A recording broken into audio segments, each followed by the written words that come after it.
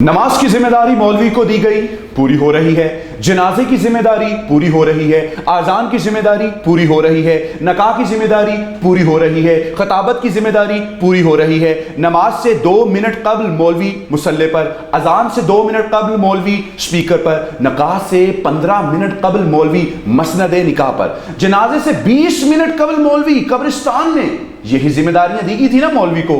आपके बच्चे की कान में अजान भी कज़ा नहीं होने देता। मगर कुछ समाजी जिम्मेदारियां हैं जो मौलवी के पास नहीं हैं, जरा उनका हाल भी मालूम कर लेते हैं।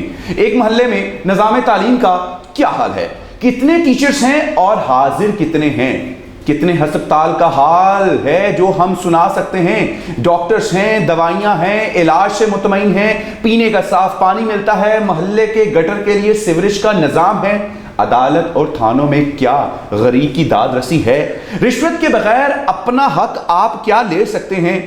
मुझे यकीन है समाजी जिंदगी से मुतल्लिक सारे सवालों के जवाब नफी में होंगे। फिर जिस तरह आखिरत की जिंदगी के तमाम तर मामलात मुल्ला तमाम तर जिम्मेदारी से निभा रहा है, तो ये दुनियावी और जिंदगी के मामलात भी उसके हवाले क्यों नहीं कर देते।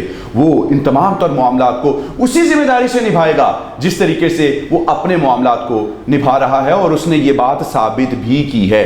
वो एक जिम्मेदार तबका है और गैर मौलवी ने यह साबित कर दिया है कि वो एक गैर जिम्मेदार तबका है। जब आप अपनी जिम्मेदारी नहीं निभाएंगे और मौलवी मस्जिद में समाजी जिंदगी के मसाइल पर बात करता है तो फौरन से टोक देते हैं कि मौलवी साहब मस्जिद सियासत की जगह नहीं है, यहां अल्लाह अल्लाह की बातें करें।